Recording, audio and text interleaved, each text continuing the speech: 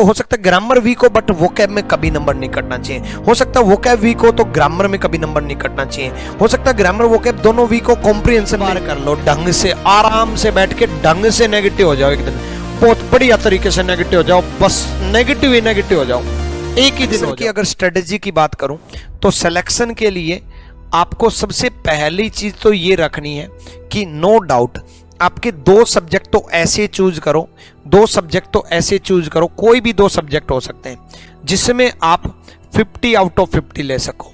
अगर आपने दो सब्जेक्ट में 50 आउट ऑफ 50 नहीं लिया तो काम नहीं चलने वाला, कंपटीशन इतना है, ठीक है।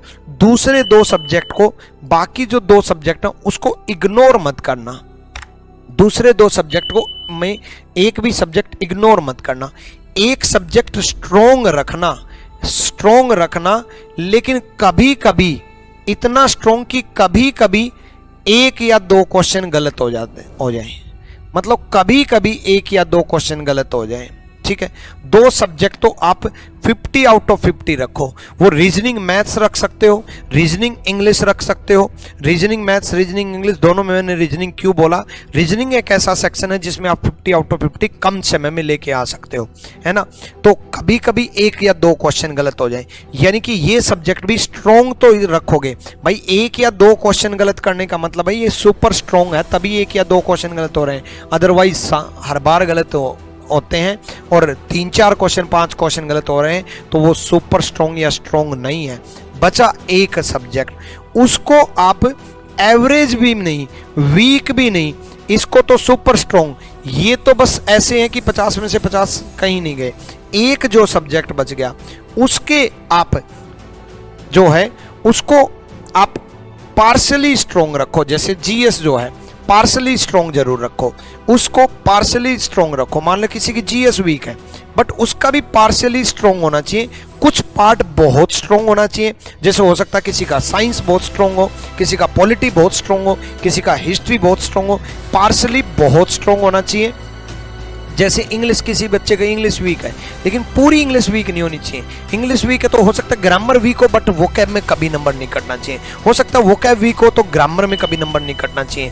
हो सकता है ग्रामर वोकैब दोनों वीक हो, कॉम्प्रिहेंशन में कभी कभी नंबर कट जाए, तो बाकी जो है दोनों वीक नहीं, दोनों स्ट्रॉन्ग हो, वोकैब और ग्रामर दोनों स्ट्रॉन्ग हो तो कॉम्प्रिहेंशन कभी कभी कट जाए।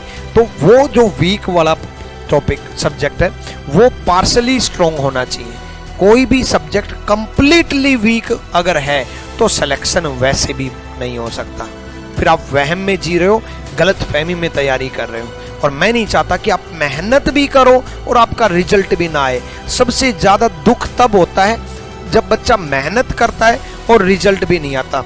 3 टाइप के बच्चे होते हैं, एक ए टाइप का बच्चा बड़ी जबरदस्त मेहनत करता है और रिजल्ट ले आता है सिलेक्शन। एक सी टाइप का बच्चा ना तो मेहनत करता और ना सिलेक्शन लेता, ना तो मेहनत करता और ना सिलेक्शन लेता।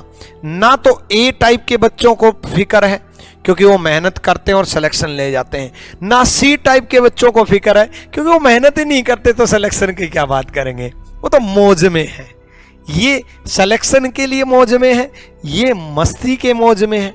सबसे ज्यादा प्रॉब्लम आती है इन दोनों के बीच वाले जो बच्चे होते हैं, और ज्यादातर बच्चे यही होते हैं। सच्चाई तो ये है, ये प्लानिंग भी ज्यादा करेंगे, ये प्लानिंग सबसे ज्यादा करेंगे, टाइम टेबल भी सबसे ज्यादा ये बनाएंगे, डेली सबसे ज्यादा यही सोचेंगे, ओवर थिंकिंग भी इन्हीं की होगी। कल इतना करूंगा, परसों इतना करूंगा, सोचने में 2 घंटे लगा दिए। हर फ्राइडे को ये सोचते हैं कि मंडे से जिंदगी बदलने वाली है, हर 25 तारीख से ये सोचते हैं कि इस 1 तारीख से मैं कंप्लीटली बदल जाऊंगा।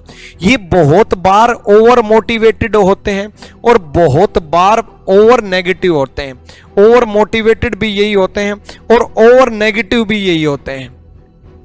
ये बच्चों की तादाद ज्यादा है, बोलो यस और नो। इन बच्चों को मैं सलाह दूंगा, या तो आप planning, time table, selection, over thinking, motivation, negative एक बार कर लो, ढंग से आराम से बैठ के ढंग से नेगेटिव हो जाओ, एक दिन बहुत बढ़िया तरीके से नेगेटिव हो जाओ, बस नेगेटिव ही नेगेटिव हो जाओ, एक ही दिन हो जाओ।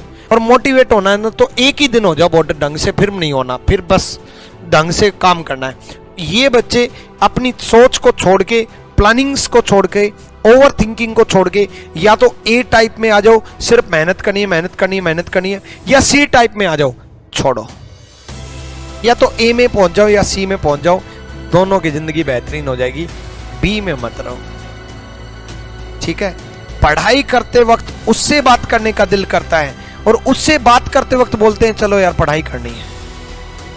अरे ढंग से एक ही काम कर लो, जब जो काम करो उस टाइम उसी पे कंसंट्रेशन रहनी चाहिए, ठीक है।